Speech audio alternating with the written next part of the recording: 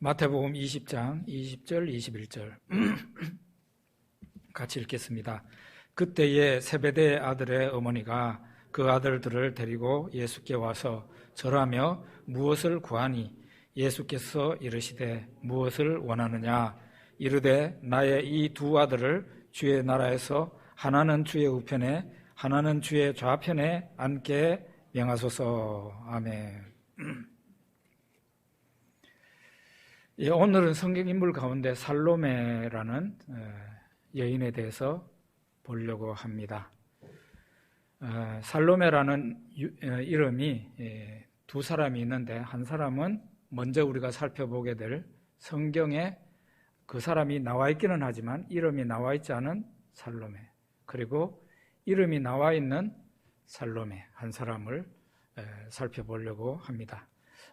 살로메라는 이름은 샬롬에서 나온 이름이에요. 그러니까 평화라는 이름을 가지고 있으니까 정말 세상에서 제일 멋진 이름을 가진 자매다, 여자다, 그렇게 볼 수 있겠습니다. 두 사람을 보려고 그래요. 정반대의 인생을 살았던 두 사람입니다. 인터넷으로 살로메라는 그 인터넷으로 검색을 해보면은 압도적으로 많이 나오는 인물이 누군가 하면은 헤로디아의 딸 살로메입니다. 이 사람의 그 이름이 인터넷에서 압도적으로 많아요. 어머니 헤로디아와 아버지 헤롯 빌립 사이에서 태어난 공주라고 할 수 있습니다. 이 사람의 스토리가 얼마나 드라마틱한지 이 오페라도 나왔을 정도로, 살로메라는 그 오페라도 있을 정도로 굉장히 흥행 요소는 다 가지고 있는 여자다, 그렇게 볼 수가 있어요. 살로메의 엄마인 이 헤로디아는 살로메를 낳은 후에 남편 헤롯 빌립과 사이에서 이혼을 하고 남편의 형인 시숙이죠. 헤롯 안디바와 결혼을 하게 됩니다.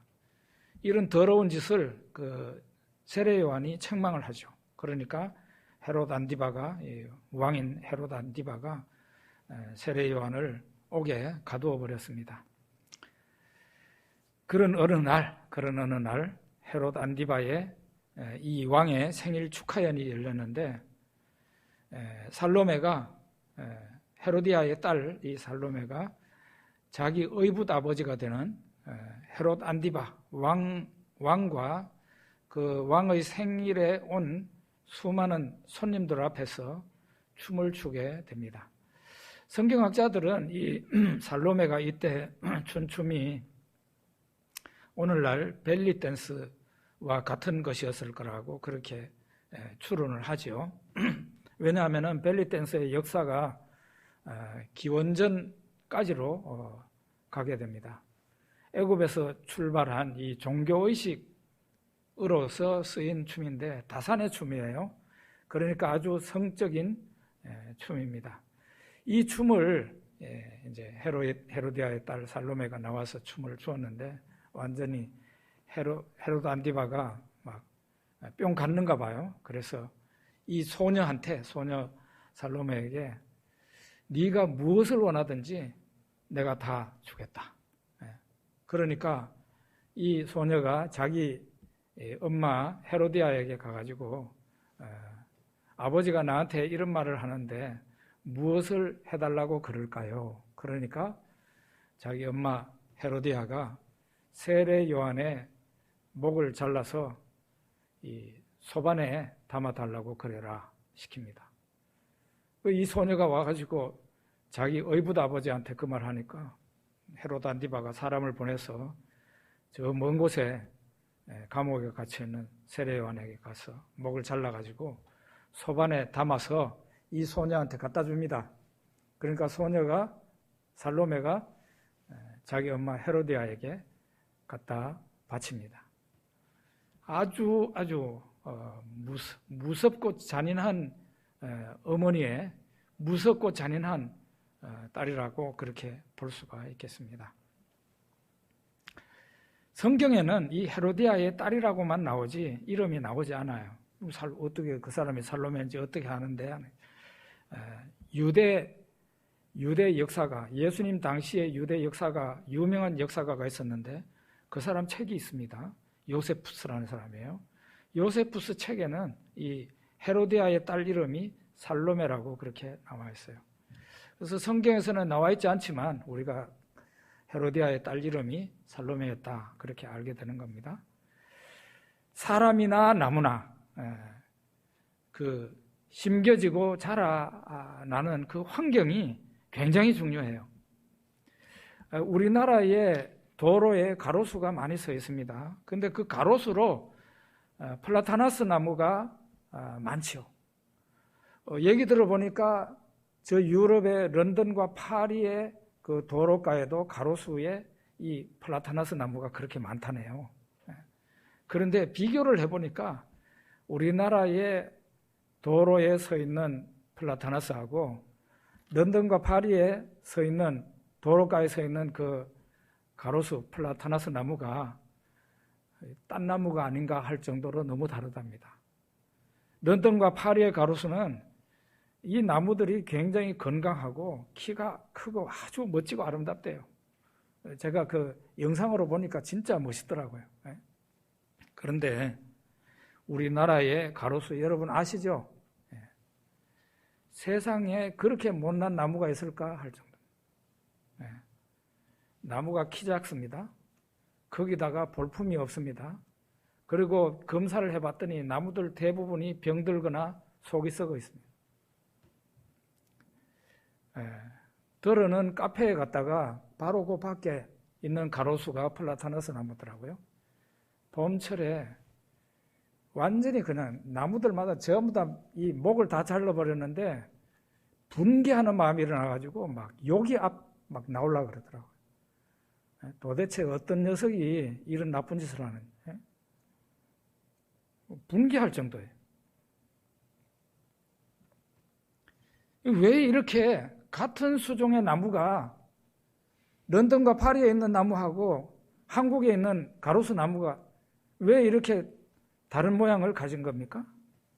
그것은 그 나무를 관리하는 나라가 다르고 관리하는 사람이 다르기 때문이에요. 사람도 그렇습니다. 그 사람이 누구에게서 태어났는가? 그 사람이 누구의 품에서 자랐는가? 그리고 그 사람이 어떤 물에서 놀았는가? 거기에 따라서 사람이 많이 달라질 수밖에 없는 겁니다. 우리는 이제 그래서 이 악녀라고 소문이 나 있는 헤로디아의 딸 살로메 치워버리고 이제 진짜 우리가 보려고 하는 성녀, 거룩한 여자 살로메를 한번 보려고 합니다. 이 사람은 세베대의 아들입니다. 세베대의 아내입니다. 세베대의 아내. 그리고 요한과 야고보의 어머니입니다. 이 사람은 예수님의 이모라고 나와 있어서 예수님 모친 마리아와 자매 사이다. 그렇게 볼 수 있습니다. 이것이 통설입니다. 통설.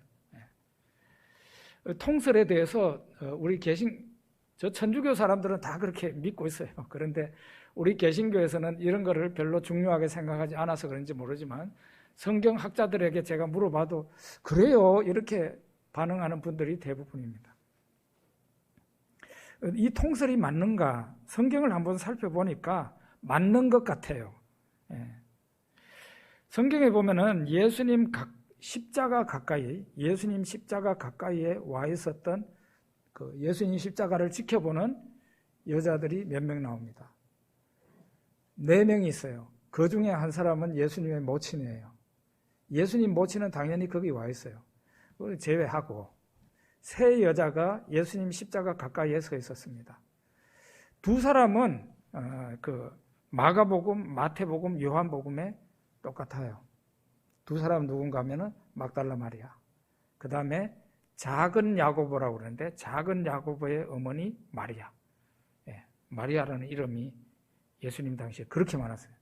이 2 여자는 성경 세계가 다 똑같아요. 그런데 나머지 한 사람, 3 사람의 여자가 있었다는데 나머지 한 사람은 성경마다 달라요.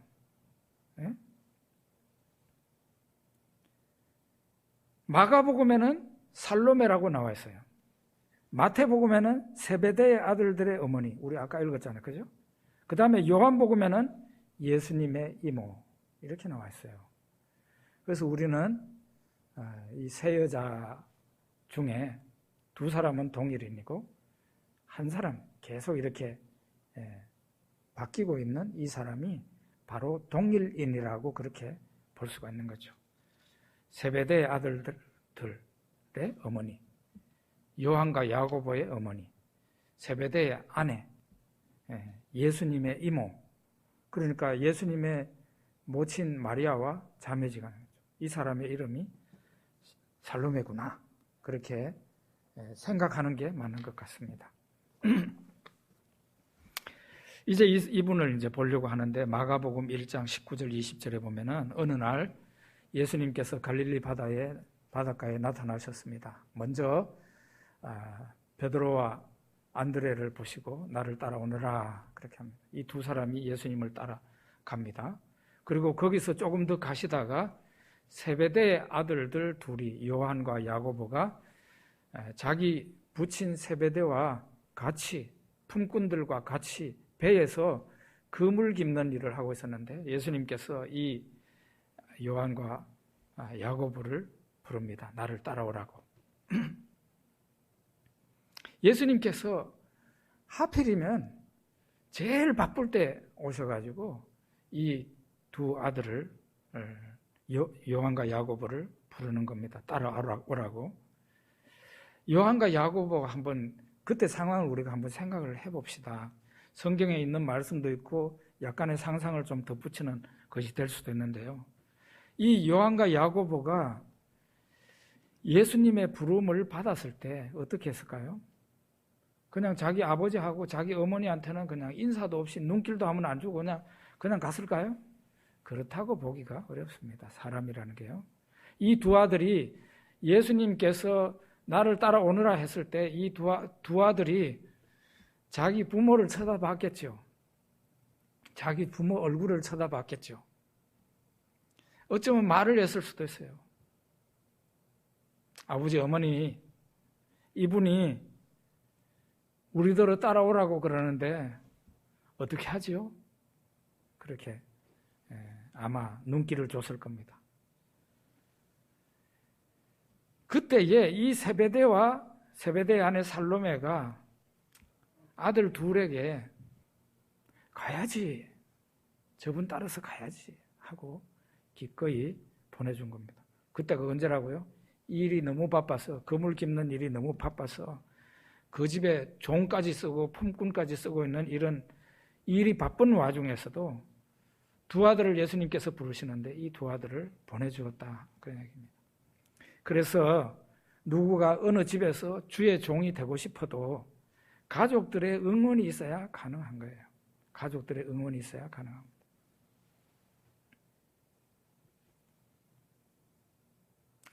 제가 그 광고 생각 안 나는 게 하나 있었다 그랬죠. 네, 우리 김성한 선교사님 사모님, 담비 선교사님이 지금 오늘 15일 날 한국에 도착합니다. 아마 모친께서 많이 편찮으신 것 같은데요. 어쨌든 이렇게 가족이 어떻게 하든지 가족의 응원이 없이는 선교사가 되기도 힘들고 주의 종이 되기가 힘듭니다. 그러면 우리가 한번 생각해 봅시다. 이 세베대라는 남자하고 살로메라는 아내, 이 둘 중에 부부 사이에서 어떤 사람이 예수님의 일에 있어서, 복음에 있어서 더 적극적인 사람이었는가? 성경의 복음서에 보면은 남편 세베대는 예수님을 섬기는 일에 전면에 나서지 않습니다.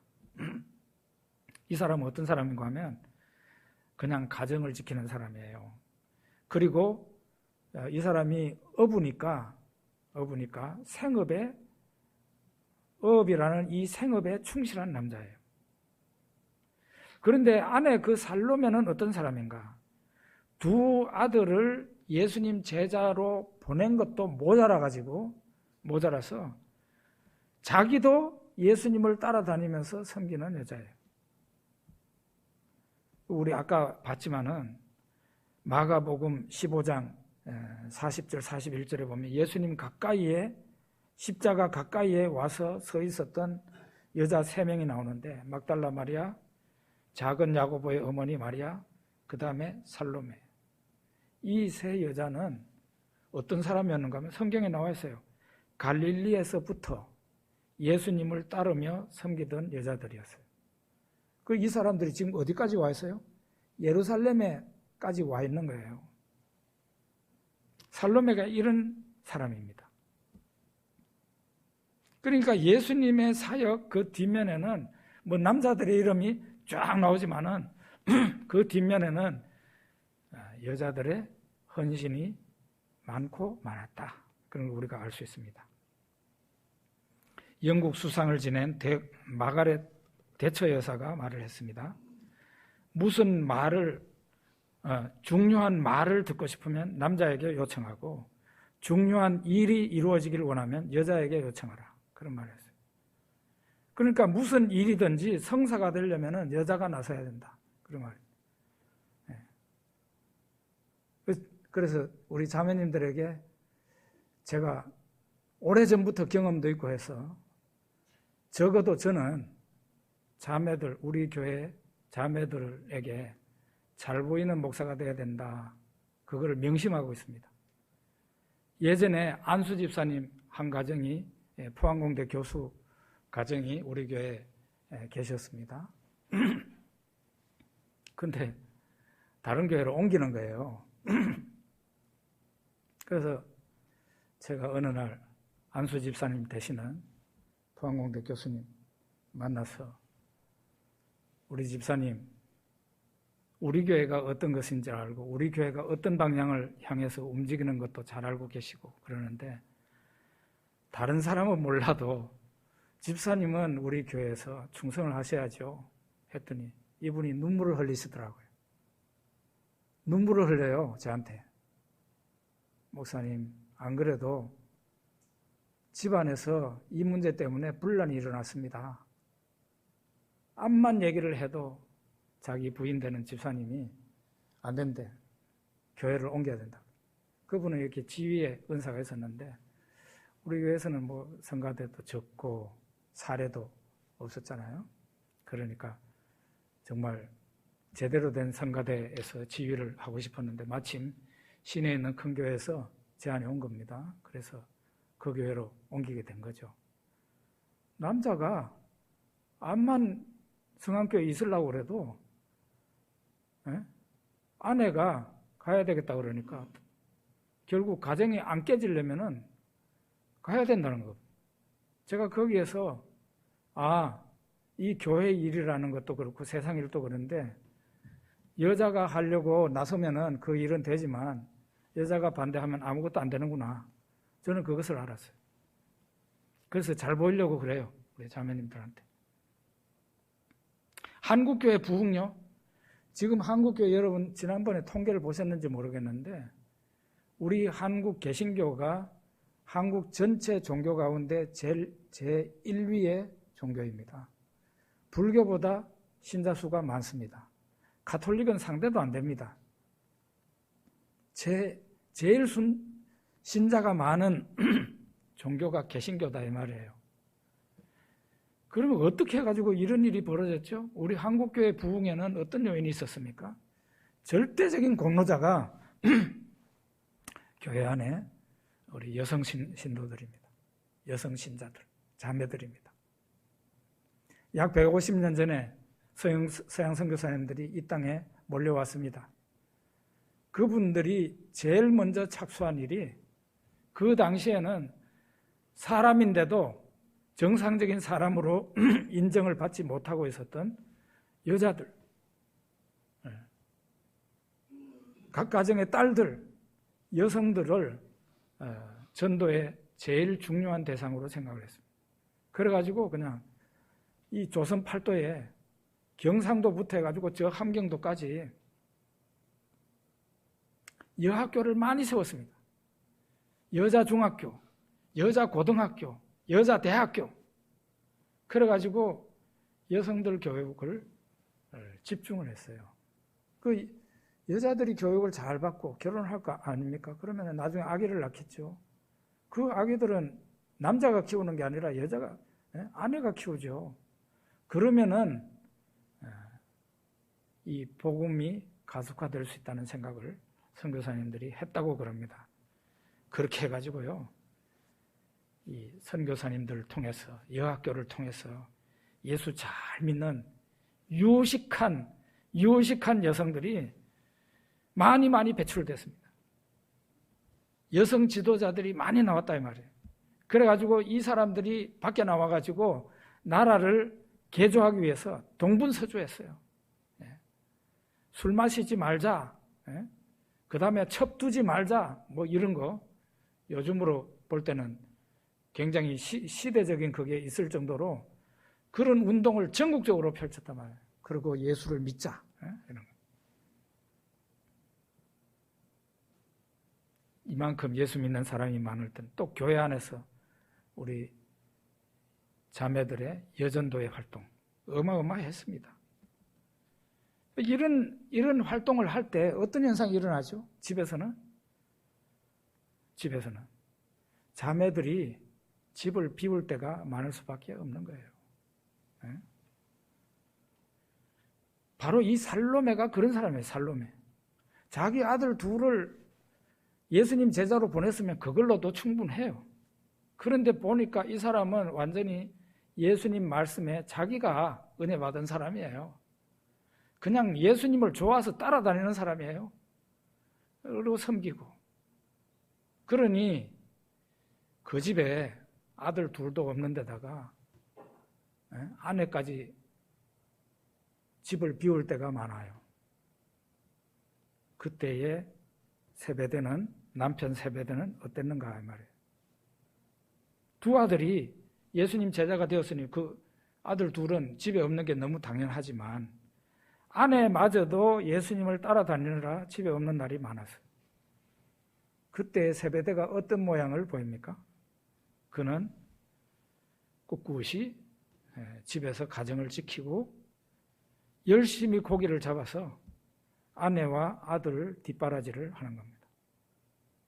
뒷바라지를. 이게 뭐 특별한 일입니까? 라고 말을 할 분도 계실지 모르겠습니다만 굉장히 특별한 일이에요. 왜냐하면 성경에 또 다른 예가 나옵니다. 예수님의 다른 친척들은 어땠죠? 예수님의 모친과 동생들은 어땠습니까? 예수님의 친척들이요, 예수님이 나쁜 소문이 나자 예수님을 붙들러 나왔어요. 나쁜 소문이 어떤 소문이었죠? 저 예수는 귀신의 왕 바알세불이 집혀가지고 귀신을 쫓아낸다, 병 고친다, 그런 소문이 쫙 퍼져 있었어요. 그러니까 예수님 가까이에 있었던 예수님 친한 사람들이, 친척들뿐만 아니라 친한 사람들이 예수님 붙들러 나왔다 그랬어요. 그런 와중에 예수님 모친과 동생들도 예수님 집회 장소에 옵니다. 집회 장소. 뭐 하려고 왔겠어요? 밥 잘 먹고 다니는지 그거 보려고 왔겠어요? 아니었습니다. 안 좋은 소문이 있기 때문에 예수님을 집으로 데리고 들어가려고 온 거예요. 그러니까 예수님 저 바깥에 서 있으니까 누구가 예수님에게 얘기를 합니다. 방 안에 있는 예수님에게. 저기 바깥에 모친과 동생들이 와 있습니다. 그러니까 예수님께서 뭐라 그러죠?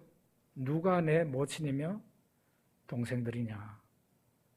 내 모친들과 내 동생들을 봐라 이러면서 앞에 있는 사람들 손가락질. 누구든지 하나님의 말씀대로 행하는 사람이 내 모친이고 내 동생들이다라고 얘기를 하지 않습니까? 이렇게 예수님 모친과 동생들은 예수님을 따르는데 적극적이지 않고 오히려 브레이크 잡는 사람들이었어요. 그런 와중에 예수님 이모인 이 살로메는 두 아들을 보내준 것, 예수님 제자로 보내준 것도 모자라가지고 자기가 예수님 제자가 됩니다. 어느 날 예수님 십자가에 죽으시기 한 4일 전쯤 되는데요. 마태복음 20장 20절, 21절 아까 우리 읽었죠. 거기에 보면은 살로메가 요한과 야고보 두 아들을 데리고 예수님 앞에 옵니다. 그리고 절을 했다고 그랬어요. 절을 하면서 무엇을 구했습니다. 예수님이 무엇을 구하느냐 물으니까 살로메가 나의 두 아들을 주의 나라에서 하나는 주의 우편에 하나는 주의 좌편에 앉게 명하소서, 이렇게 말을 합니다. 살로메의 마음을 우리가 볼 수 있죠. 저는 여기에서 이게 부정적인 단어로 쓰이는 경우도 있지만 긍정적인 단어를 제가 쓰려고 하는데요. 말로 쓰려고 하는데요. 치맛바람을 느낍니다. 치맛바람을. 살로메의 치맛바람을 보는 거죠. 우리는 이런 모습이 어색하지 않아요. 우리는. 왜 그런가 하면 한국의 엄마들은 다 이래요. 자기 자식들을 위해서라면 뭐든지 다 할 수 있는 그런 엄마들이 한국의 엄마들이에요. 살로메가 바로 그런 여자예요. 살로메가 예수님을 따라다니면서 가만히 보니까 제자들이 12명이잖아요. 이 12명이 다 20대예요. 20대. 애들이 막 젊은 혈기가 충천하는 애들이에요. 그런데 얘네들이 막 앉으면 싸워요. 왜 싸우는가 하면은 서로 예수님 좌우편에 앉겠다고. 높은 자리 차지하려고 말이지. 좋은 자리 차지하고 높은 자리 차지하려고. 막 싸워요. 이 제자들이. 이런 광경을 살로메가 보다가 하루는 자기 두 아들 요한과 야고보를 데리고 가가지고 예수님 앞에 가서 절을 합니다. 절. 이 사람이 예수님 이모라 그랬잖아요. 예수님 이모인데도 예수님한테 절을 해요. 그리고 간절히 청합니다. 주의 나라에서 내 이 두 아들 하나는 주의 우편에 하나는 주의 좌편에 앉게 해주십시오. 그렇게 말합니다. 살로메가 이런 청을 올릴 때 왜 이때 하필이면 했을까요? 예수님 십자가에 달리시기 한 4일 전쯤이라고 보는데 고난주간 월요일 날쯤 된다고 보는 거죠. 살로메가 보니까 예수님이 저 갈릴리에서부터 이렇게 예루살렘을 향해서 오면서 계속 반복하는 말이 있는 거예요. 내가 이제 예루살렘에 올라가면은 대제사장들과 장로들과 서기관들에게 고난을 받고 죽고 3일 만에 살아난다. 이런 말을 자꾸 반복적으로 하십니다. 예수님께서 자꾸 비장한 말씀을 하시는 거죠. 그리고 실제로 분위기가 며칠 안에 무슨 일이 벌어질 그런 분위기였어요. 그래서 이 살로메는 이 때를 내가 놓치면 주님에게 말씀드릴 청을 올릴 기회가 영영이 없게 될 거다, 그런 생각을 했던 것 같습니다. 그래서 자기 두 아들을 데리고 예수님 앞에 나가서 정중히 절을 하면서 부탁을 한 겁니다. 나의 두 아들을 우리식으로 말하자면 영의정과 좌의정으로 좀 만들어 주십시오. 부탁을 한 거죠. 살로메의 이런 청은 잘못된 거예요. 두 가지 잘못이 있어요. 첫째로는 살로메가 이전만 말씀드린 것처럼 주님께 이런 부탁을 한 날이 예수님 십자가에서 죽기 전 한 사흘 전쯤 돼요. 한 4일 전쯤 돼요. 예수님은 지금 온통 죽음만을 생각하고 계시고 고난과 죽음으로 지금 들어선 상태예요. 그런 상황에서 살로메는 두 아들의 영광을 구한 것이니까 매우 어울리지 않는, 적절하지 않은 청원이다, 부탁할 수 있고, 또 하나의 잘못은 살로메는 예수님의 설교 핵심을 잘 이해하지 못하고 있었어요. 예수님 설교를 많이 들었잖아요. 예수님 설교를 많이 들었으면 예수님 설교의 핵심이 뭔지를 알고 있을 텐데 그걸 잘 파악을 못한 거예요. 예수님 설교의 핵심이 뭐였죠? 하나님 나라. 그게 예수님 설교의 핵심이에요. 하나님 나라. 다른 말로 하면 천국. 이게 설교의 핵심인데 천국이 어떤 나라라 그랬어요? 하나님 나라가 어떤 나라라 그랬습니까? 예수님이? 세상 나라처럼 권세를 부리고 지배하는 그런 나라가 아니라 그랬어요. 하나님 나라는 섬기는 나라라 그랬어요. 너희들이 하나님 나라에서 으뜸이 되고 싶으면은 사람들 제일 밑바닥으로 내려가서 모든 사람을 섬겨라. 그러면 하늘나라에서 너희들은 영광스럽게 된다 그랬어요. 이런 설교의 핵심을 샬롬가 제대로 파악을 하지 못하고 있었다는 얘기예요. 어쨌든 예수님께서는 이 샬로메와 요한과 야고보의 이 청을 크게 나무라지는 않습니다. 그 대신에 예수님이 물어요. 요한과 야고보에게 너희는 내가 받는 세례를 받을 수 있으며 내가 받는 잔을 받을 수 있겠느냐 하고 묻습니다.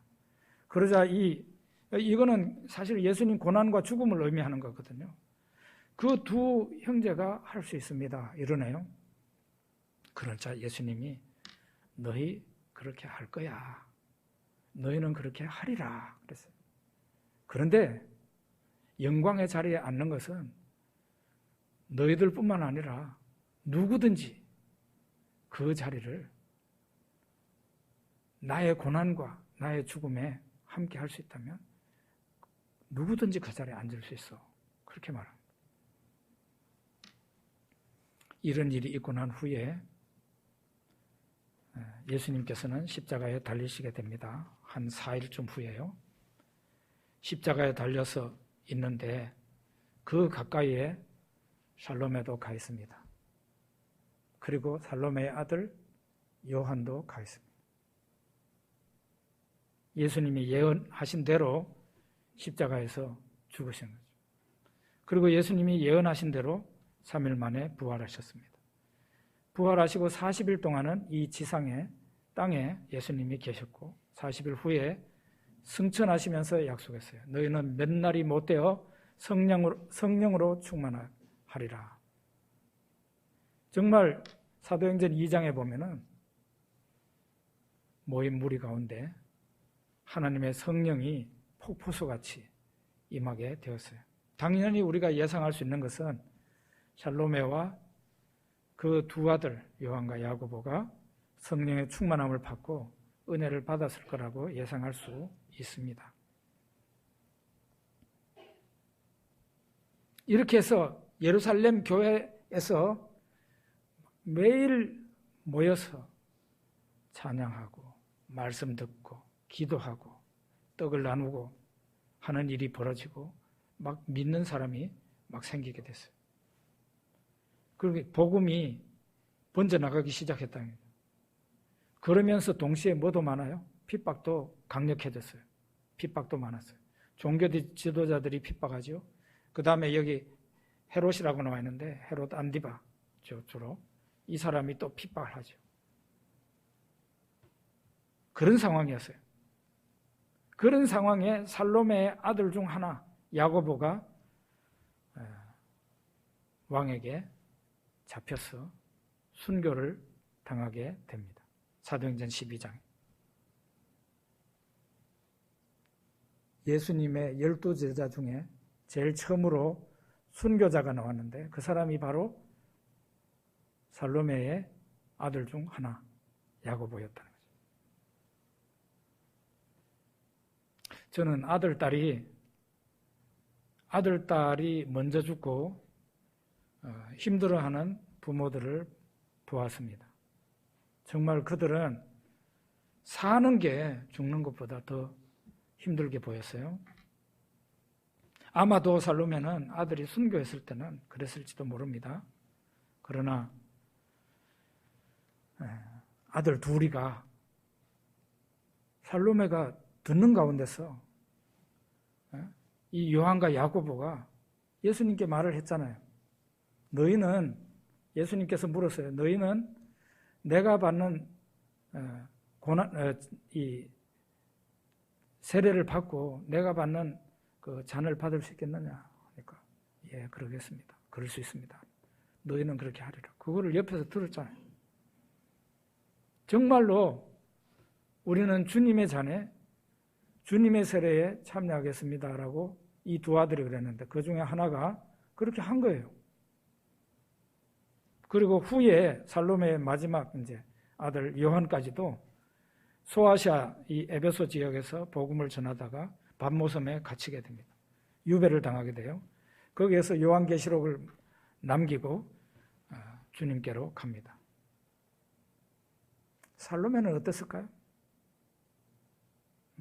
아들이 요한이 가기 전에 살로메가 먼저 하늘나라 갔을 가능성이 훨씬 높아요.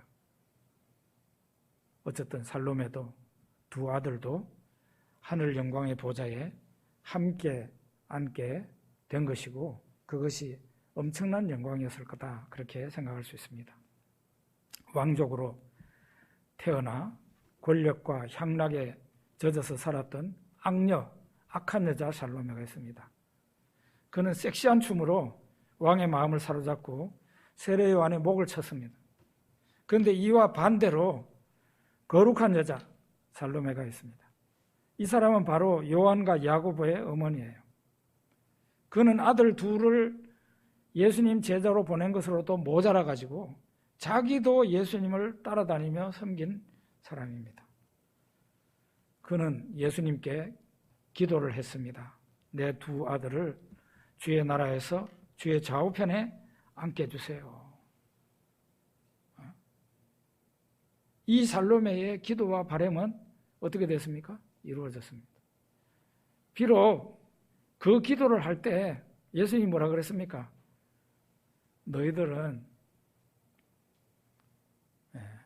너희들이 무엇을 구하는지도 모르고 지금 구하고 있어. 너희가 뭘 기도는 하고 있는데 뭘 기도하는지도 모르고 지금 기도하고 있는 거야 라고 예수님 말씀합니다. 그런데 왜 사과나 과일 있잖아요. 그걸 땅바닥에 떨어뜨리면은 거기에 사과나 과일에 뭐가 묻죠? 흙이 묻죠? 그러면 그 흙을 깨끗이 이렇게 털거나 씻어가지고 먹을 수 있지 않습니까? 마찬가지로 하나님께서도 우리가 때로는 무엇을 기도해야 되는지도 모르고 기도 내용, 뭔가 기도를 하는데 나도 그것을 정확하게 파악하지도 못한 채 기도할 때가 있는데 하나님께서는 그것을 선하고 아름다운 것으로 바꾸어서 들으시고 우리에게 응답을 하신다.